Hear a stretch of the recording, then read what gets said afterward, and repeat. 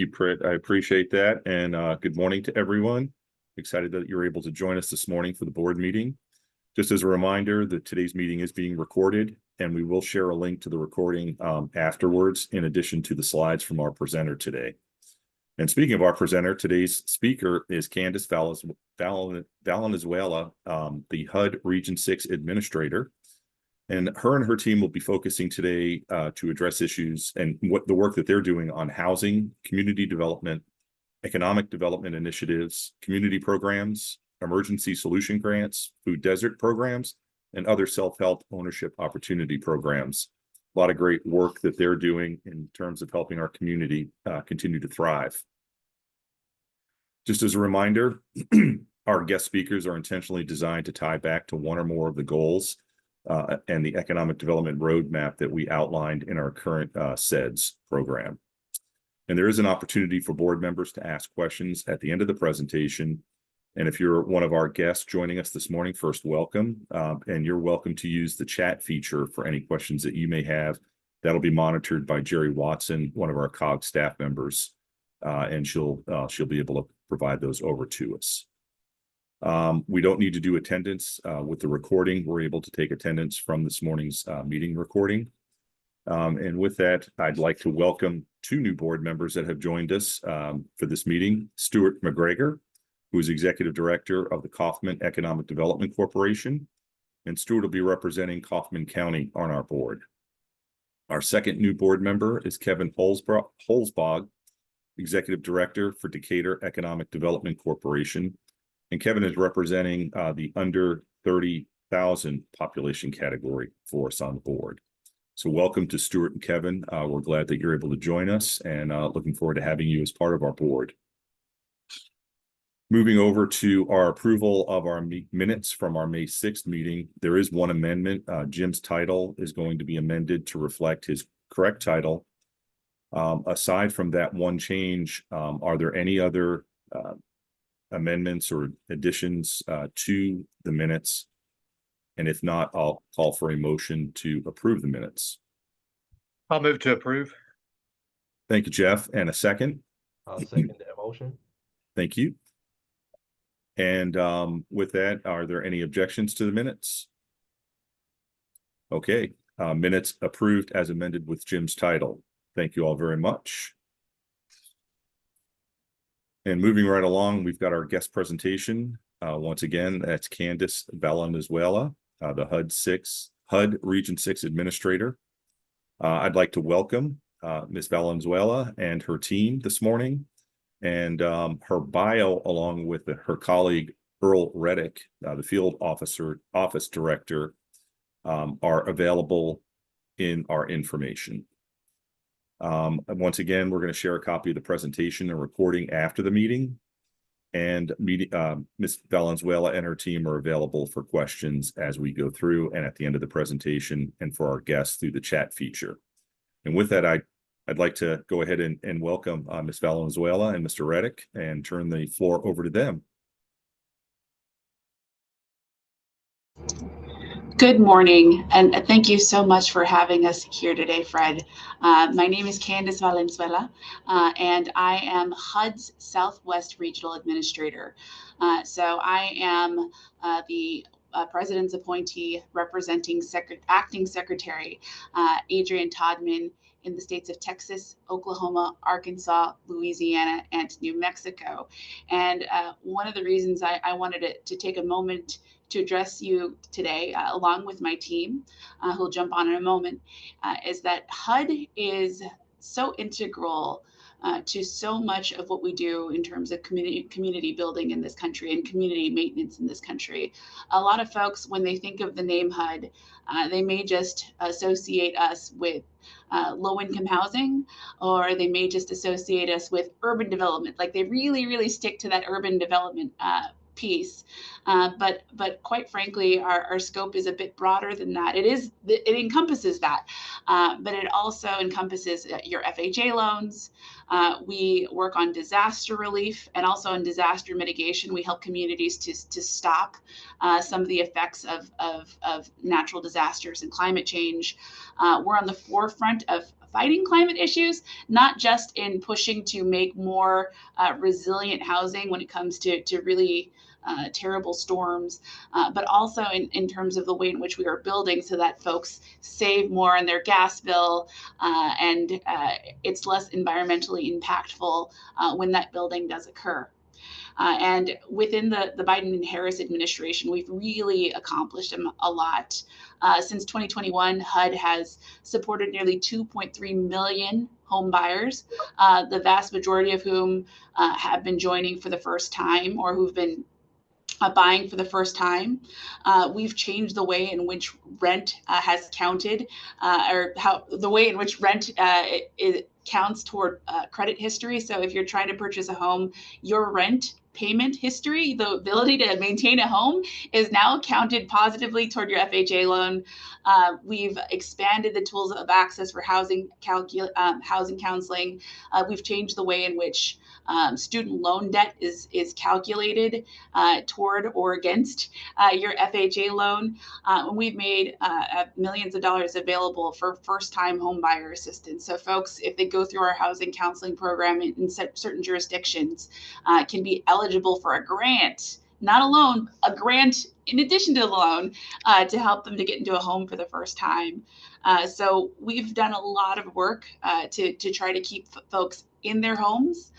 We've tried to keep folks getting folks to homes, and so we'll talk a little bit about that today. In addition to the things that we've been doing in order to make our communities just better places to live.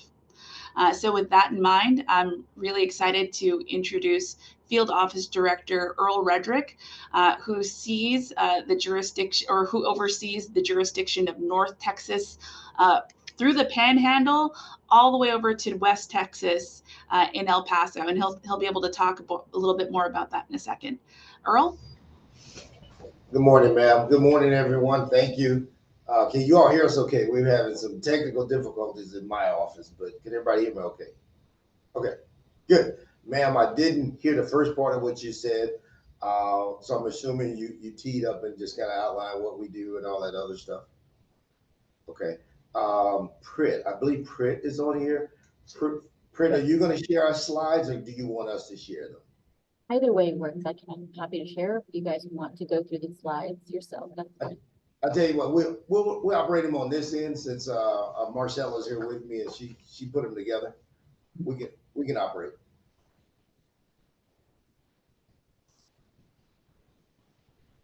Okay, while she's doing that, I'll just tell you all, I'm one of 7 field office directors that work for Candace across the close to 5-state region. We have an office in Albuquerque, 2 in Oklahoma, Little Rock, New Orleans, San Antonio, Houston, and I'm here in Fort Worth. Fort Worth is the biggest field office in the region, spanning from the east, from the west in El Paso, all the way to east to Texarkana, north and the Panhandle of Amarillo, all the way down south to Central Texas, Temple, Belton, Collin. And everything in between is overseen out of the Fort Worth office. We have a big staff, big team here in Fort Worth, and we love doing what we do. Are we ready? Not yet. Give me a second. Okay. Marcella's still pulling up our slides. A couple of things that I will share with you while we're doing that. Today, we're not going to inundate you with all of the programs that we operate out of HUD. That is truly a number of different programs. We're going to talk about 5, I believe, that are most impactful for what you all are doing around economic development. And as soon as I can get my slide deck, I will share that with you. Probably better. Okay. Hold on a second. Here it is. Share. Yeah, give me a second.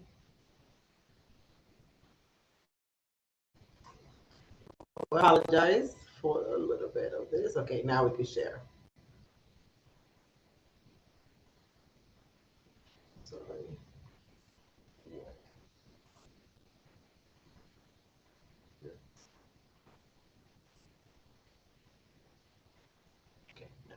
Okay, can everybody see our slides now? She said. Okay, yes. Mhm. good. First slide we already talked about. Next slide. Where's the?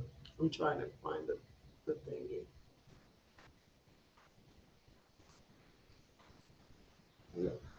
So here are the program areas you're going to hear from that I think are most impactful to you.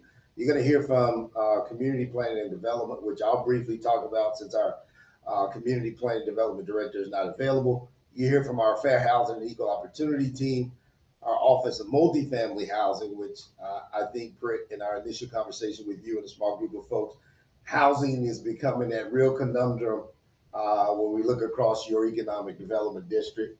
How do we figure that out and better parallel housing with economic growth? Office of Public and Indian Housing, and then the Office of Davis Bacon and Labor Relations. Next slide. This is how we set up. I believe Regional Administrator Valenzuela talked about this. The 10 regions that make up HUD, and we are 6 of 10 referred to as the Southwest region. Just for visual reference, I said this, but you can see where those offices are laid out in the jurisdictions that they cover. I mean, luckily for you, I believe all of your boundaries and geography lie within our blue or Fort Worth territory, unless there's some that cross. I don't think so. You guys don't cross into southern Oklahoma. Next slide. All right, Candace introduced herself. I'm introducing myself. And Shirley Henley, she's our Director of Community Planning and Development. She's not here, so I'm going to take a couple of slides and talk about her material. One of the biggest programs I think you all are going to hear about here in a second is Community Planning and Development. You'll also hear acronym I'll share on the next slide. But Community Planning and Development is one of our premier program areas that has a lot of diversity within them. Our people who use those particular programs focus on economic development with those particular programs around infrastructure, business, small business development, as well as land acquisition and land ready stuff like that. But they provide decent, safe, and sanitary housing, develop suitable living environments, and expand economic development opportunities. Next slide. One of the biggest, I say, grant or funding programs that we have is this particular program. We refer to it as Community Development Block Grant. This year, that particular grant or program turns 50. A number of communities across North Texas are celebrating that, I think just next week. Regional Administrator Valenzuela and some folks from the office are going to Arlington to celebrate with them. But CDBG, if you hear that acronym, I think all of you should lean in. CDBG is that one big HUD funding source that allows a lot of flexibility and nimbleness to it. A number of our communities, McKinney, Frisco, Allen, Denton, Dallas, Irving, many of our communities receive this particular funding to do work, community development and economic development work within their city. If we add up the totality across North Texas, I would just be guessing and say somewhere around the neighborhood of 15 to 20 million. And that's the last time I looked at that. That's just a guess, don't hold me to that. But somewhere near North Texas, communities receive about 15 to 20 million to do economic development, community development work. It's designed to be invested in local communities, providing valuable social services where necessary, upgrading our housing stock, and investing in community facilities and parks. Next slide. With that, I'll turn it over to our team from Fair Housing and Equal Opportunity, and I believe Ada is on with us. Ada? Yes, thank you, Mr. Reddick, and good morning, everyone. I am Ada Ragland Thomas with the FHEO Office of Fair Housing here in the Houston Field Office. And I'm here to discuss with you this morning about fair housing. The Fair Housing Act, which HUD enforces, was approved 56 years ago and signed under President Johnson as a part of the Civil Rights Act of 1968. So we're celebrating 56 years this year as of April 11th of this year. That's our Fair Housing Month. But what I have here is information giving you an overview of fair housing and what we do here. In Region 6, the FHEO office is responsible for enforcing the Fair Housing Act and other civil rights laws and ensuring program compliance with federally funded entitlements. And that's all to ensure equal housing for all persons. We have our regional office, as Mr. Reddick has shown you, in the Fort Worth office, and we have 6 field offices, as I'm here in the Houston field office. We have 2 HUD grant-funded partners, that being our FIP agencies and our FAP agencies. Our FIP agencies provide direct housing direct assistance to individuals in filing fair housing complaints when they feel they have been discriminated against in either purchasing a home or renting a home.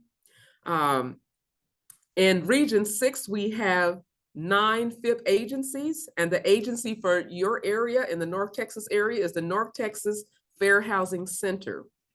We also have our FAP agencies, which are substantially equivalent to HUD, and they assist us in enforcing the Fair Housing Act in their jurisdiction. So they also go out and do investigations of fair housing complaints and outreach and education.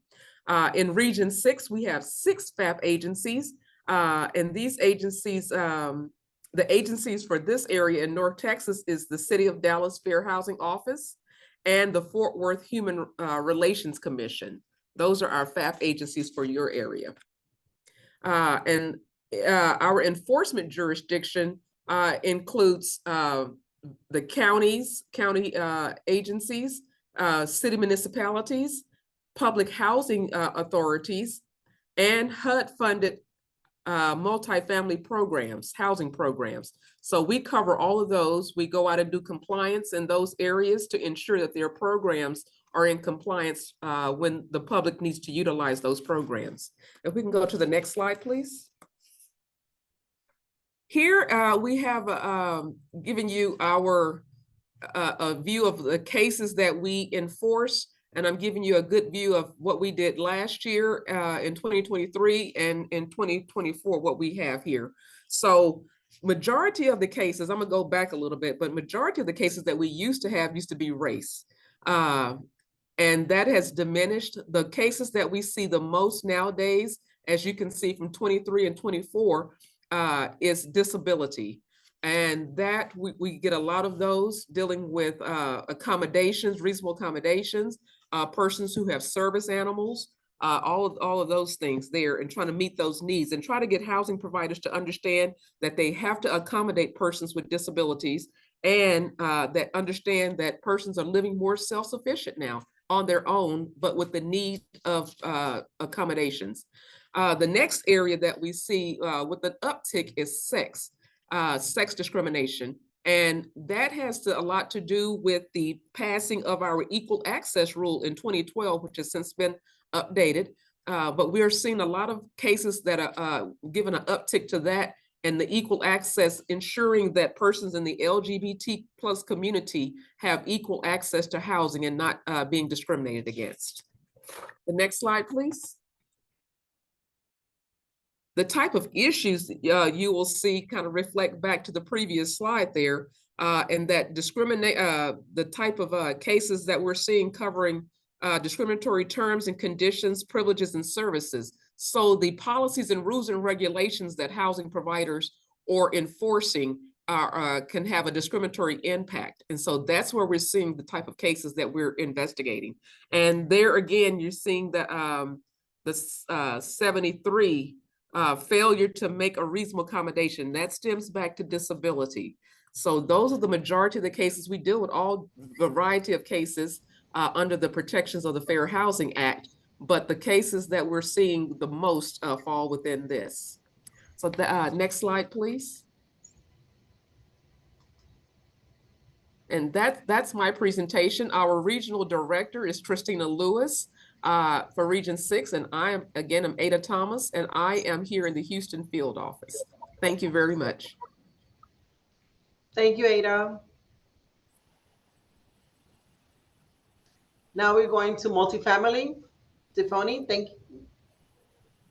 Good morning, everybody. I'm Tiffany Pierre, and I'm a branch chief for the Office of Multifamily Housing. And going through multifamily housing, go ahead to the next slide, please.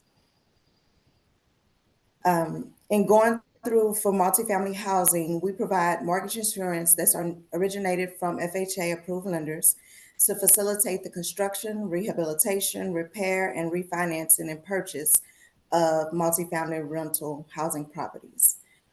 We administer rental assistance and preservation programs to provide stability, climate resilience, energy efficiency, affordability, and increased access to safe and affordable housing for the nation's workforce, low-income families, seniors, and persons with disability. Next slide, please. On this particular slide, it shows everything that the Southwest multifamily region covers. We have 9 states that are under us, and anything that comes in, no matter what it's for, if it's multifamily that falls in these regions, it will come to our office here in Fort Worth. Next slide, please. Under the 221D4 mortgage insurance programs, this is where our new constructions and our sub-rehabilitations fall in. And that's also our 241 program, which is additions to already built multifamily programs. Next slide, please. This is a picture of one of our senior properties that we had built in Odessa, Texas. Our senior properties run at 62 plus, but we do have a few that can waiver in with a 55 or older head of household. It's done by case only. Typically, the senior projects are 62 plus. Next slide, please. This is for our refinance program. So this is programs that's already where the project is already with HUD and those that were built using conventional means with outside lenders and now coming into HUD. We refinance, they are able to get cash outs. We establish a reserve for replacement so that we can keep up repairs and keep them in good shape for years to come. Going back just a little bit, our 221D4 programs is a 40-year non-recourse mortgage. For our F program, which is the refinance programs, they run from 30 to 35 years. If it's a recently built, less than 3 years old, we could take that back up to the 40-year term in most cases. Next slide, please.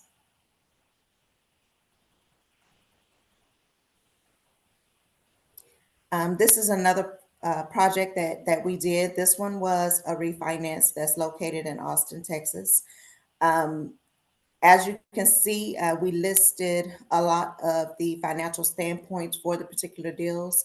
When our deals come in that have additional funding, then it's a less risk for HUD because they ask us for a smaller mortgage amount. They could be getting funds from TIF grants. They could be getting home loans. They could have the CBDG grants. They could be LIHTC. So it's a lot of different funding opportunities that feed in with the HUD loan to where it lowers the risk for HUD, but it also gives them an opportunity to get FHA mortgage insurance through HUD. Next slide, please.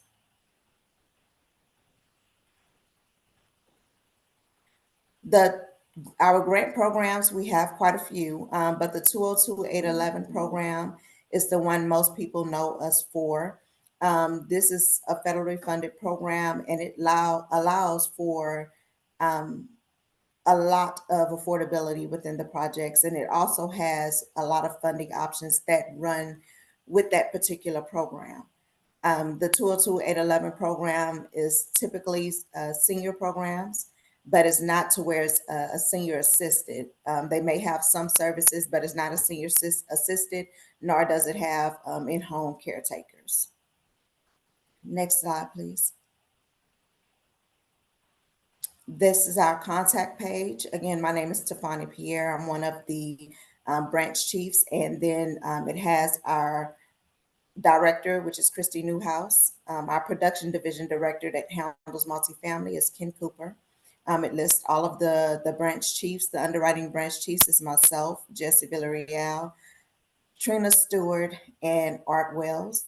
And then our technical branch chiefs that handle our appraisal and construction analyst side is Mike Buis and Victor Lopez.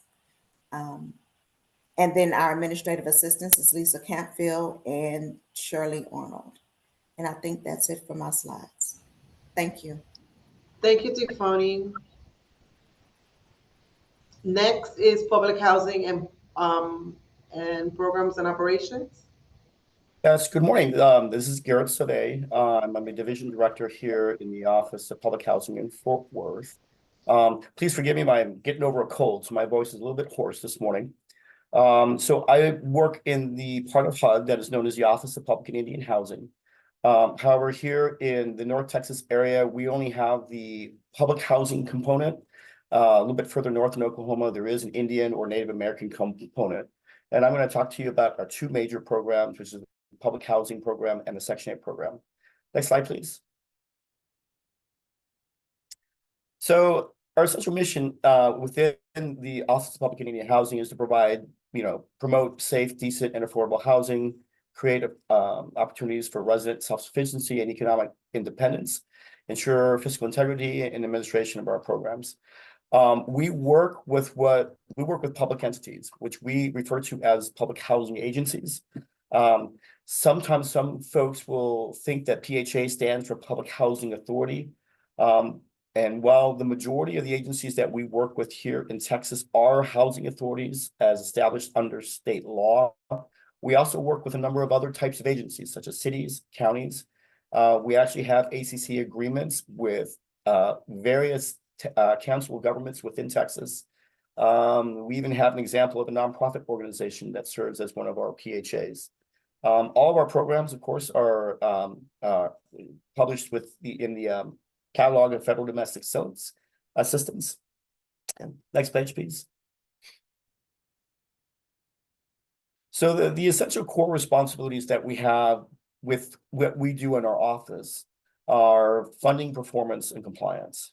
With respect to funding, our main purpose is to monitor our housing agencies to ensure that program funding is used only for allowed costs, and that they maintain sufficient records for us to know that that's exactly what they're doing, that they are spending program funds as required, that they are reporting that information back to HUD. In addition to that, under both our public housing and Section 8 programs, we have performance requirements. We actually have a grading system that we use for our PHAs, which we assess depending on their level of performance every year or every other year or every 3 years.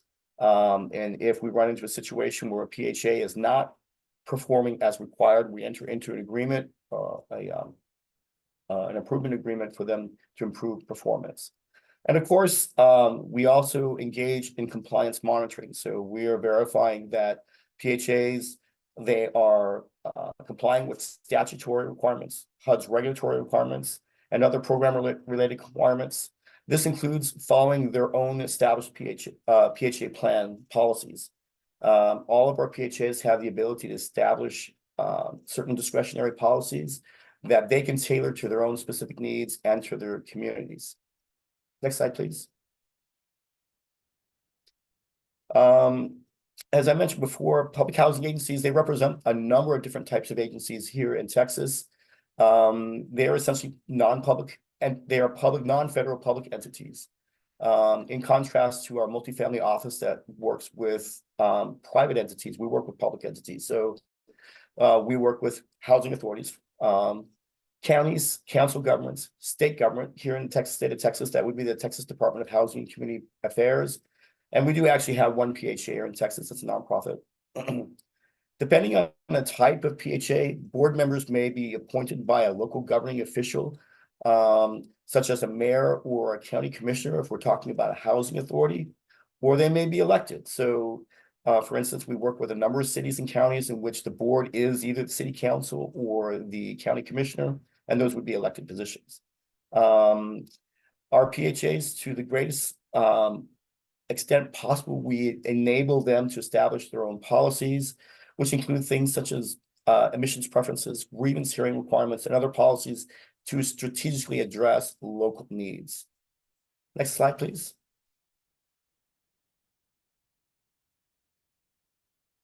All right, so one of our major programs that you've probably heard of is what we call the Housing Choice Voucher Program. It is most commonly known as the Section 8 program. This is a program in which families apply for assistance through a local housing agency, receive a voucher, and they can take that voucher and they can lease a privately owned unit anywhere where there is essentially an agency that provides Section 8 assistance. One of the great facets of the program is that it enables residents to move, to have that mobility, to move with opportunity. So for instance, if we have a family that applies for assistance here in the North Texas area, and they have an opportunity to gain work or other employment or educational opportunities in another part of the country, as long as there is an agency that provides Section 8 assistance in that area, they have the ability to move that assistance. That includes areas within the continental United States, also in several U.S. territories, including places like Guam, Northern Mariana Islands, Virgin Islands, etc. Section 8 also has a lot of specialized programs to target different needs, to target different groups of needs. So we have a VASH program, which focuses on veterans, homeless veterans specifically, near elderly disabled folks that are disabled but not elderly. We have emergency vouchers, stability vouchers. We have family reunification vouchers, which help families reunite if they've been separated or for some reason. Next slide, please.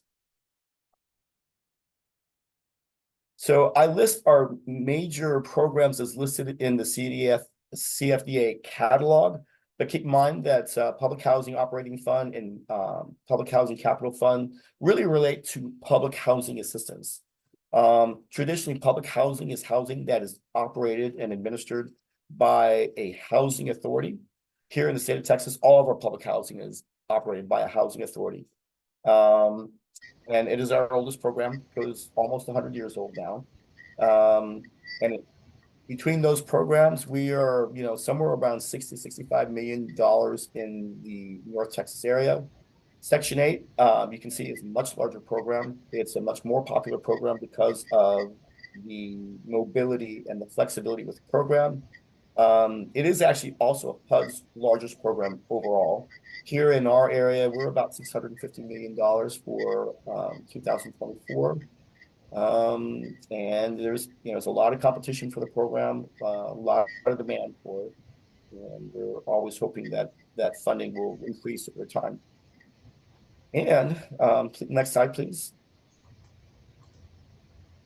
Again, my name is Garrett Survey. I'm a division director here in Fort Worth. We have about 19 employees in our office. We report to our director, Tarrant. There is another division director within our office, Brenda Bailey. In our staff, we have portfolio management specialists who are assigned to specific public housing agencies or PHAs, which they monitor and provide assistance to, technical assistance as needed. We also have some engineers, program analysts, financial analysts, and we all work together to work with our agencies to help them address issues, provide technical assistance, assure compliance, and assure that we're able to provide assistance to families that need it in the North Texas area. And that's about it. Thank you, Garrett. You're welcome. Next is the Office of Davis Bacon and Labor Standards. Jolinda Banks will be our moderator. Jolinda?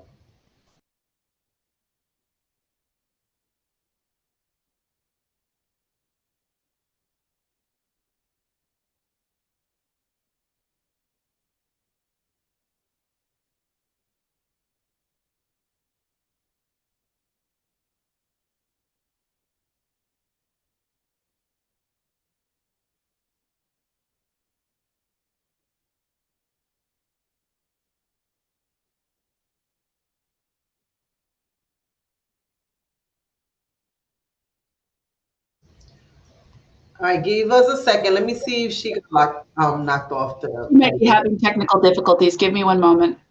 Thank you.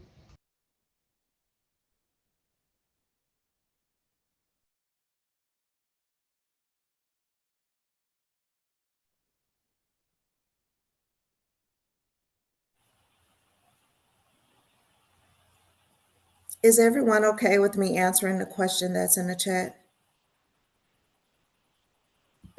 Yes, go ahead. Yeah, that would be great. Okay, sorry, this is Tafani Pierre again. So demand for Section 8 housing at this time is greatly needed. We are inundated with tons of market rate products that's out now and being built. There's never enough affordable housing. So Section 8 housing at this time, low income housing, be it through Section 8 grants, the voucher programs, is highly needed throughout the United States. Just as we wait for our other folks to come on, I just want to build on that really quickly, that there is and always is a high demand for Section 8 assistance, particularly in large urban areas. Most of our housing agencies serving major metropolitan areas have waiting lists that can be several years long. And in many cases, our housing agencies, they actually keep their waiting lists closed most of the time and only open it up when there is a need to get new applicants. What we frequently do with our housing agencies or with tenants when they reach out to us is that we tell them that you can apply for more than one place, and be aware that there are other communities within the area that provide Section 8 that are in smaller communities, where if they have the flexibility and are willing to make those moves, they can check those communities out and possibly receive assistance much more quickly. We also inform them of public housing agencies that have public housing units, particularly in low and small communities, where they actually have vacancies that are available. Again, these are frequently in areas that are very, very small. There might not be quite as many economic opportunities, but we try to give them possibilities of other places they can check for assistance. Hey, Print and your team, this is Earl again. I'm going to chime in because I think it's important that we frame the right message when we say Section 8 or voucher assisted housing. When we're looking at that and we're partnering with communities, there are 2 or 3 layers to that. One is folks who are at the lowest end of the economic bracket. Sometimes we use the term extremely low or low to moderate income individuals. That can be folks from 30 to 60% of the area median income. Then we have folks who are 60 to 80 and then 80 to 120. For Dallas-Fort Worth, especially your economic development district, the bigger challenge is not necessarily HUD providing more vouchers. The bigger problem we have in North Central Texas is there's not enough housing that folks can afford who have decent paying jobs. The challenge we have in a Plano, in a Frisco, in an Allen, in a McKinney is not that HUD is not working with those communities or there's not low income housing there. The challenge is the folks who have decent paying jobs, typically entry level positions, can't afford to stay in those communities. So the balance between providing low income housing for folks at the low end of the spectrum and what we call that middle housing, workforce housing, is the biggest conundrum that Dallas-Fort Worth, especially the Northern Corridor, faces. And how do we bring enough housing online for those folks who make 80 to 100% of the area median income? That's our biggest challenge in my experience, in my observations. But I'll ask Candace, can you please chime in? Do we have that correct in what we're seeing as we cross the DFW area? Thank you so much, Earl. And I'm going to turn this over to Jerlinda in a second. She was having trouble with her mic. But what we're seeing across Texas and across the region is that, yeah, we do have a shortage of housing. First and foremost, not just affordable housing, but across the country, we're missing somewhere between 2 million and 5 million units of just housing That means at all levels. And so when you see a shortage like that, you see prices go up. And we are seeing folks struggling to get into housing. And by seeing folks, we're not just talking folks that work at your minimum wage jobs. You know, in neighborhoods near mine, we have physicians assistants, teachers, people who have you know, good educations and who have careers that would have almost guaranteed them home ownership, you know, 15, 20 years ago, are now struggling to find a 1 to 2 bedroom apartment. And so that definitely affects us in the arena of our housing vouchers.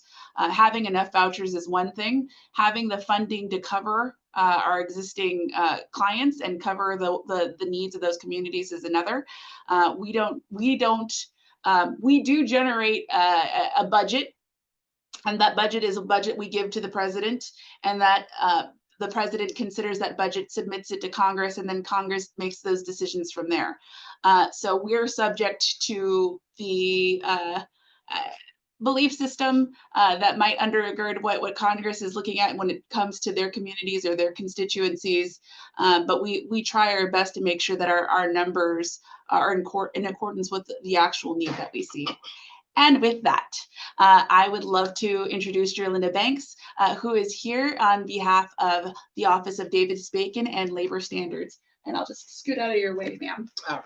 Well, thank you, everybody. And I hope you can hear me okay. Seem to be some, where's your camera? There we go. Seemed to be a little bit of technical difficulties that I was experiencing. So, excuse me. What I was saying is, just as Garrett was getting over his code, I'm trying to get something myself. So please forgive my voice if I have to clear my throat.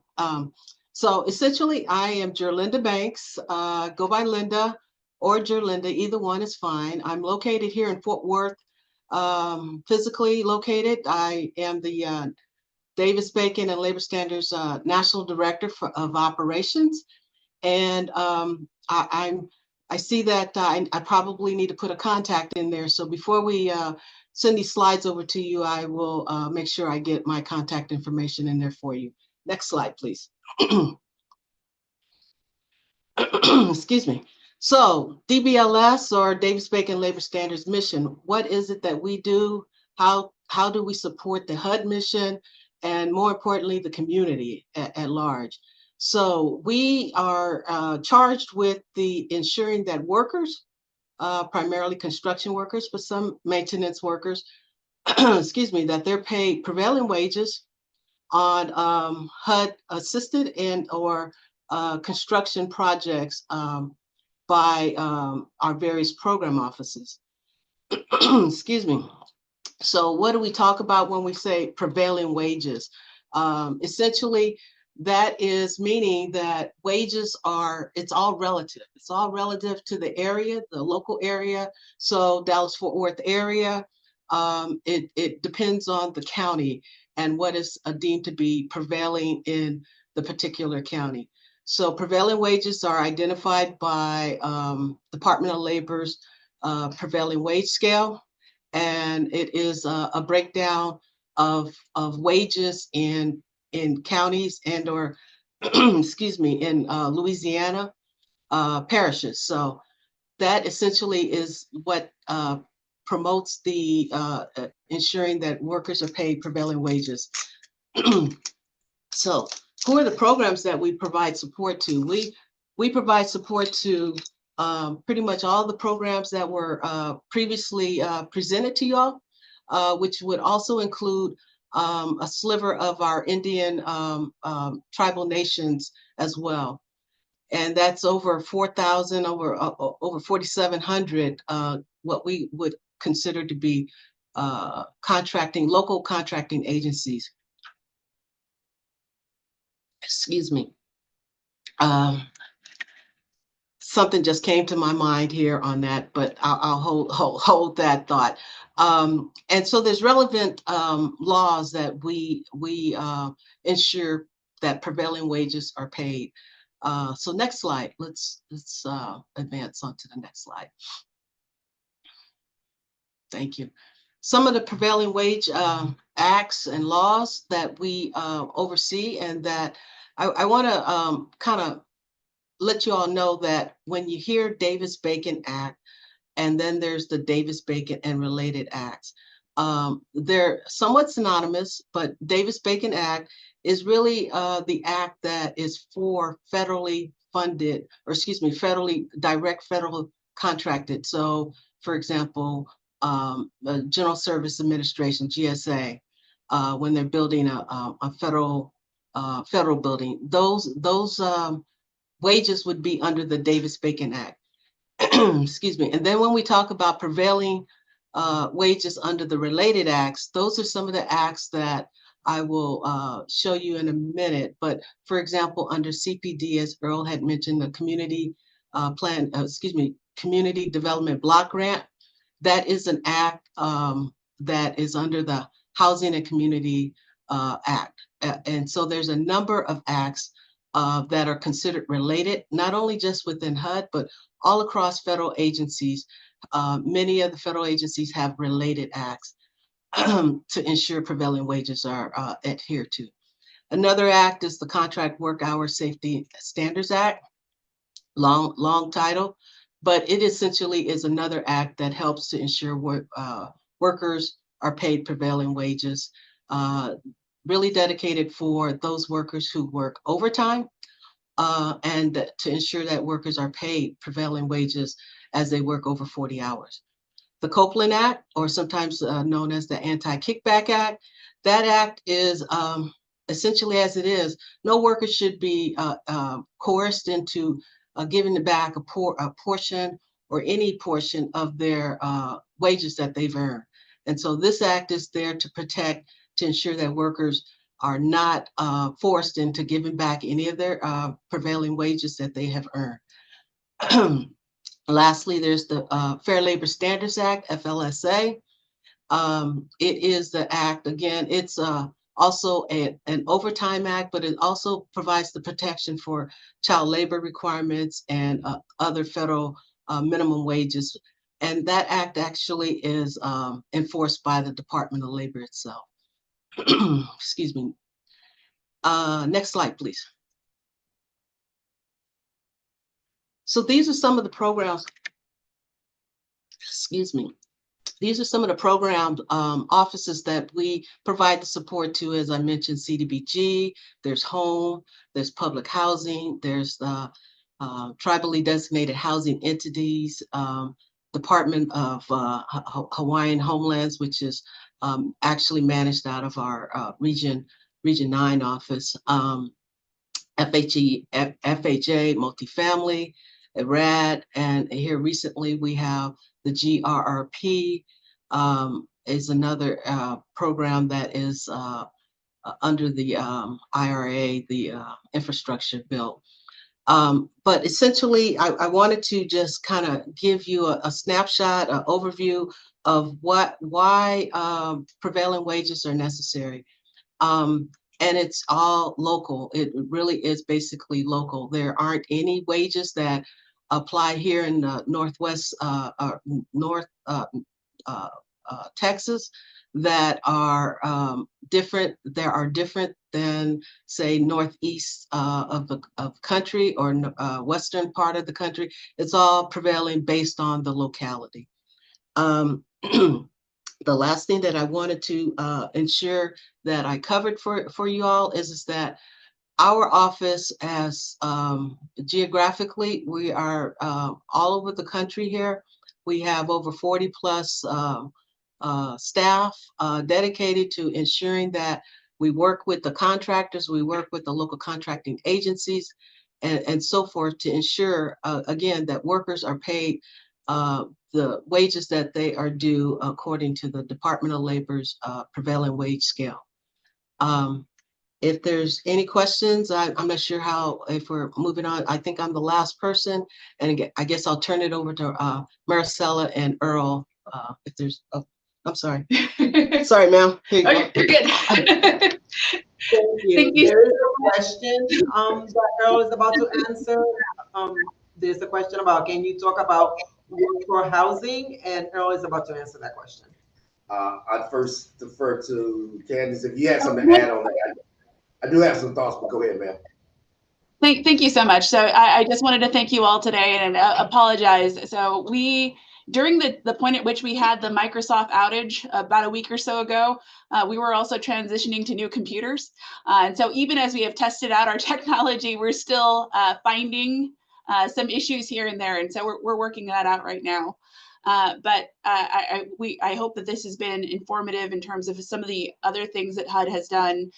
Some of the stuff that we didn't get to talk about is the way in which we, again, work with our environmental standards, the way in which we are mitigating the effects of climate change, as well as trying to, help folks stay in their homes as a result of natural and national disasters, and some of the ways in which HUD works closely with FEMA, with HHS, and we just talked about how we're working very closely with the Department of Labor.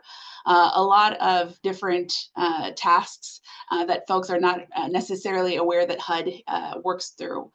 So yeah, I'll kick it back over to Earl, and then we're happy to answer some of your questions. So I think there's a question in the chat, ma'am, about workforce housing. Can you hear me? Yes. Yeah, there's a question about workforce housing. I got a response, but if you wanted to chime in first, please go ahead. Go for it. Okay, so somebody asked a question about, can you talk more about workforce housing?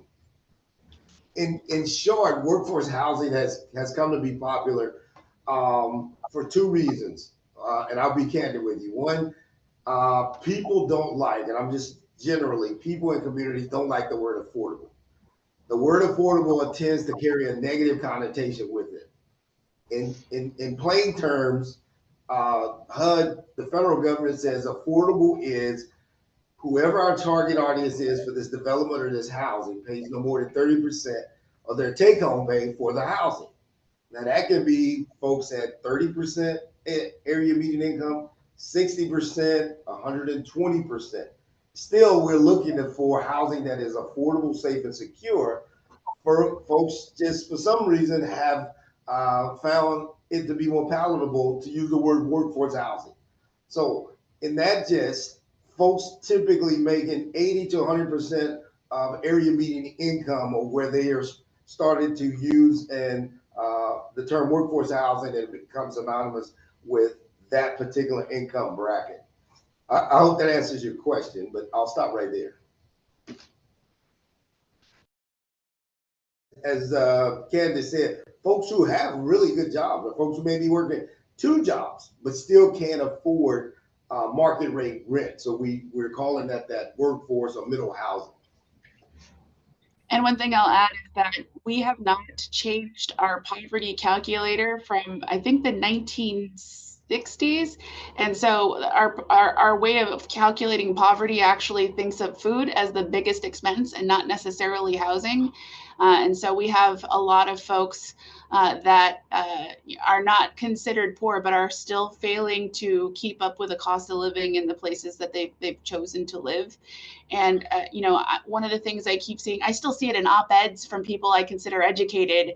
What you really need to do, children, and they think that they're talking to children, and they're not, millennials who are like, kicking 45 right now, is you need to work somewhere where you can afford to live.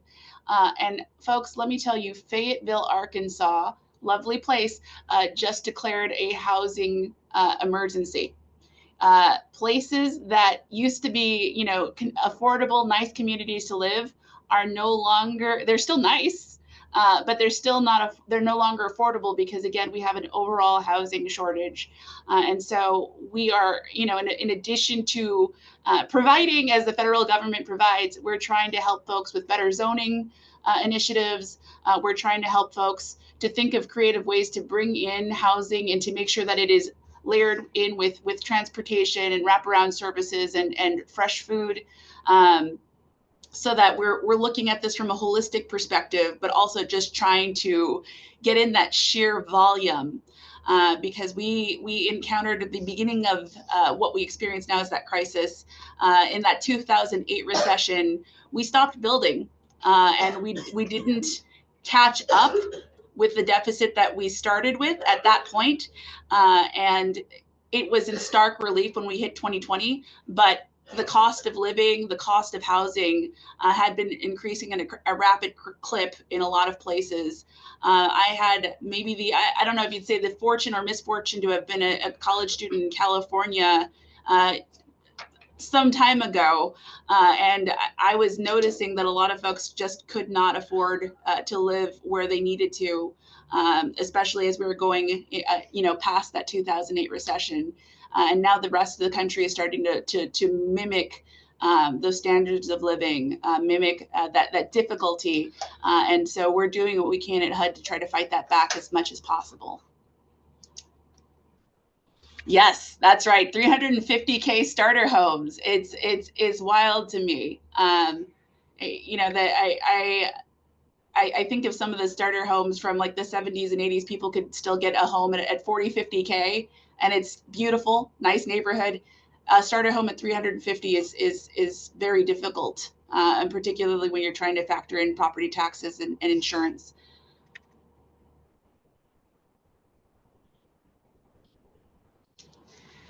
So, so the question I'm getting from Craig Hulse is multifamily rental rates increased over 20% in the DFW market between 2020 and 2022.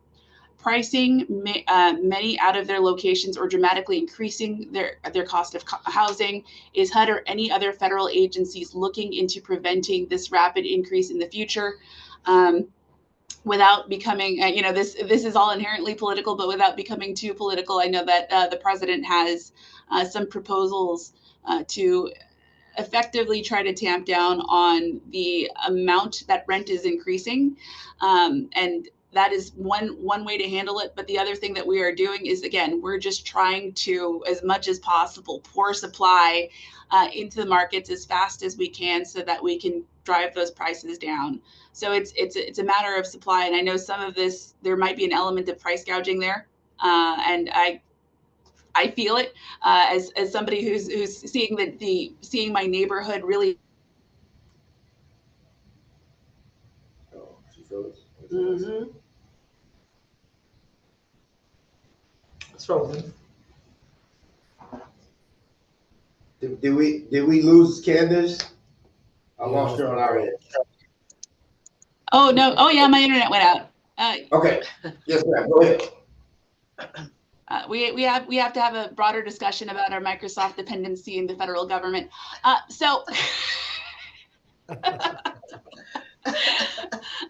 But yes, this is an excellent question. We're not just looking at the pain; we're also feeling it. HUD, believe it or not, is made up of a bunch of people who also experience the market, and we're trying to work as fast as we possibly can. If I could just add to that, ma'am, as well. The one thing we've been working hard on the last couple of years is working with local communities and policies. Because at the end of the day, for the gentleman who asked that question, it really comes down to local unit of government, city council, mayors, for those guys that craft the right policy that's going to stir the ship or change the course of action for every community. Even taking into account the billions that the current administration is pouring into more housing development and more partnerships around housing. At the end of the day, the conundrum that we in starts and ends with local units of government. So some engagement and involvement with your local government is going to have to take precedent. Absolutely. What are some of the creative ways housing needs to be addressed? I think a couple of things that I've had the privilege of seeing, people are repurposing, one of the first housing units I got to see as a regional administrator was in New Mexico. They took this old motel along Route 66, and they actually took out the motel entirely. But when they resurrected on that plot of land, and a lot of folks were really skeptical, they're like, I don't know about affordable housing. And it was affordable senior housing. But it went up as a beautiful Route 66 themed senior housing facility with adaptive apartments, so it could be scaled based on whether or not you use a wheelchair or walker. You don't, you can add more shelves or remove it. And it had an herb garden, it had a dog walk area, and they were able to figure out this financing through using project-based vouchers and leveraging investment from the community. I'm seeing a lot more folks looking at places where you know, areas have fallen into disuse, or maybe we'll just say blight, and they're starting to move things around so that we are putting not just affordable housing where there isn't resources, but then adding resources in where the community can find some joy and use in it beyond the folks living there. So, for instance, I think the Oaks in South Dallas just opened about a couple of months ago, and it's a senior facility. You wouldn't be able to tell that there was HUD funding there at all. Absolutely one of the most beautiful apartment buildings I've ever walked into. They happen to have, I think, a 5,000 square foot senior medical facility within this housing. And that's not just available to the seniors that live in the housing, but it's available to the seniors that live in this South Dallas area. So I think the creativity is in how we are layering the uses, how we're making it accessible to the community, and how we're working together to make that transportation available as well. So really, really excited to see how those things are happening.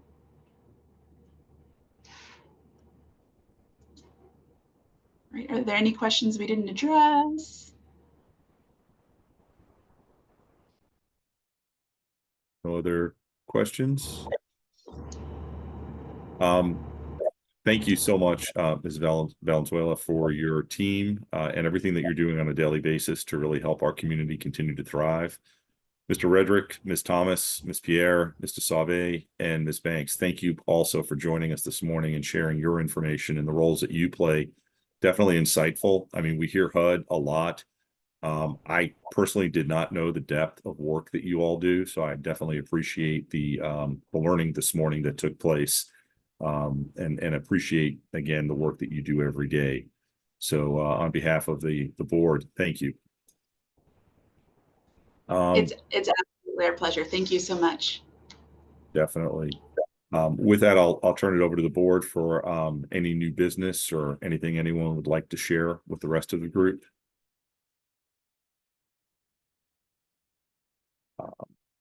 Seeing none, I'll turn it over to Prit, who has some updates from the district. Good morning, Fred. I have a short presentation for the board. Yeah, so let me share my screen here.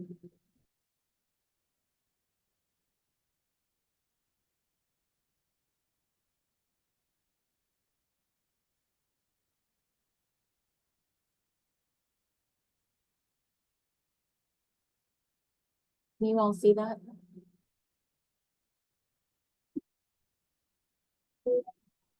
Yes. Yes. Mhm.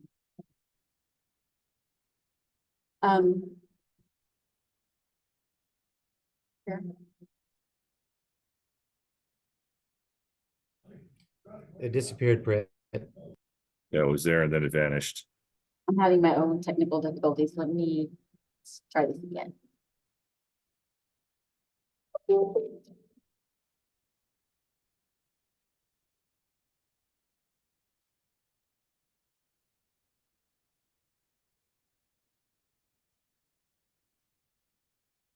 Okay.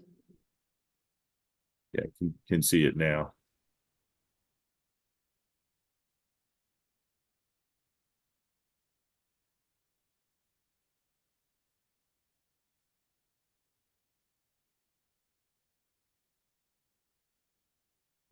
Here we go. Thanks, Fred. Sorry about that. I just wanted to provide you all with some information on some impacts the district has felt due to EDA increased funding opportunities. The first couple of slides that I'm going to present to you guys, you've seen before. I actually presented them back in November and just wanted to provide a couple of updates.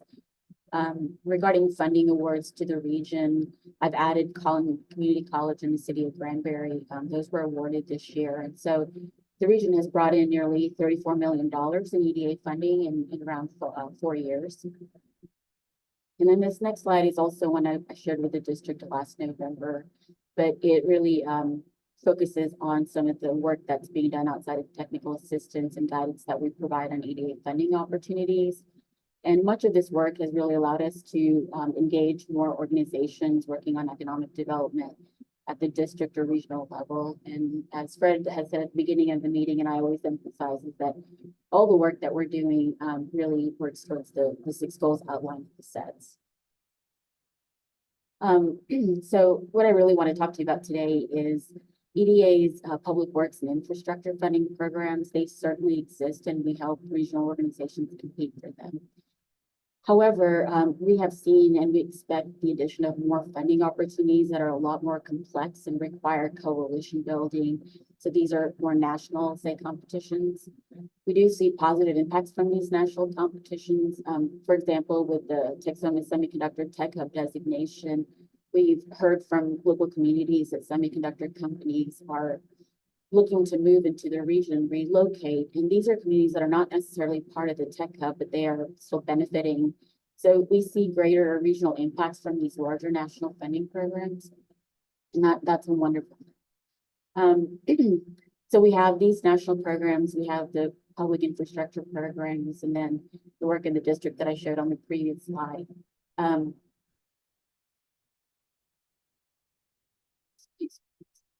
On the previous slide, and what that's done is just created an enormous amount of work. So it's been a really, really busy 14 months, and can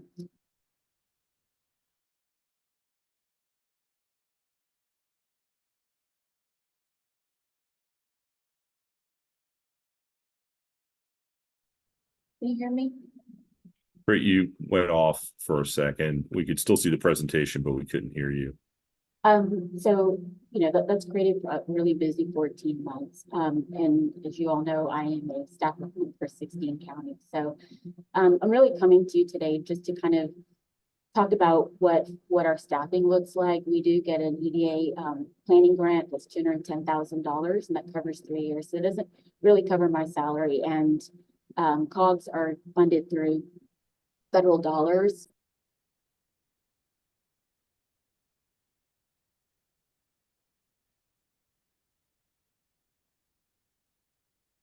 That you know, each department uses to staff their departments. And so the reason I'm really coming to today is that we expect that these national programs that EDA is proposing are going to continue to grow, and that's a huge impact on workload. And so you know, unless we have additional funds to bring on staff, I had a conversation with my own boss, our executive director, about scaling back a little bit on some of the work that I do. And I don't know what that exactly looks like, but we're really challenged right now with staffing and the number of programs that EDA is putting forward. Unfortunately, EDA itself does not get a lot of dollars, so that they could increase that planning grant and we could add additional staff. So we're kind of in this little bit of a pickle where EDA does not get dollars to assist our regions and our districts, but at the same time, the workload is increasing. And so that's just something I want you to be aware of. I would not have brought this to you if I didn't feel like we're kind of getting to a point of, I'll say I've been tapped out for a little while, but I'm so passionate about this work and I want to continue helping the region. But realistically, you know, that's just something that I want you to be aware of.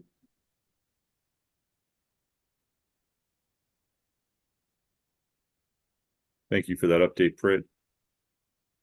Definitely appreciate the work that you're doing and everything else that's happening. Some impressive results for our district and surrounding communities continue to have a positive impact on our community and area. With that, I'd like to can I make a comment also, Fred? You know, I just want to appreciate, you know, Britt has been so helpful with the EDA Tech Hub proposal that, you know, we led. And Britt, you know, this is good to know, and then let us know how we can help. I mean, Dr. Neal, thank you. Go ahead, Britt. Sorry. I was just saying, this is not comfortable for me to bring to you guys. It's for those of you that I've worked with a lot in the last 14 months, we have evolved, and I know everyone is busy, but just working at a speed and a level and long days and weekends that, you know, there's a point where we all have to kind of stop and bring some balance. And because these federal programs, the national ones, we feel like there's some sort of shift at EDA where there are more of those national programs that are coming online. And as I said, they've got such great positive impact to the region. Even if the community is not involved in, say, a tech hub or a good jobs challenge, there's still benefits. And so we want to go after those dollars because they're historical one-time opportunities or maybe a couple of opportunities. But staffing is a big concern. It's just a lot for how big our region is. Brad, Pritt, is this a possible discussion or agenda item for a future meeting, or I'd hate to just let Pritt report out to us that there's a potential issue and not have any discussion either now or at a future meeting.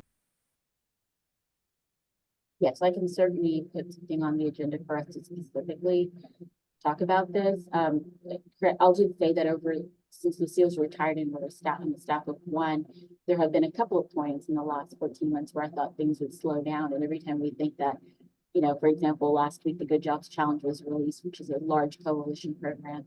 And I expect EDA will have more of those. And that's really what brought me to come talk to you about this today. I think my concern would be that from a district standpoint, the folks on the board and whatnot, to just hear news that a scope of services goes away without having the opportunity to discuss possible options for consideration, that type of thing. So I guess my point is to figure out a way where there isn't a surprise at the next meeting and it's Pritt saying, hey, I gotta, pass this on to someone else, can't do it, no funding left. And we're kind of all left wondering next steps. So I just want to make sure that we're ahead of this and not behind it. Absolutely. I mean, I'm not going anywhere. So it will continue to keep me here. I think it's just the increase of workload. My understanding, and Lucille always shared this, EDA's never had an advocate at the federal level to get more dollars to it.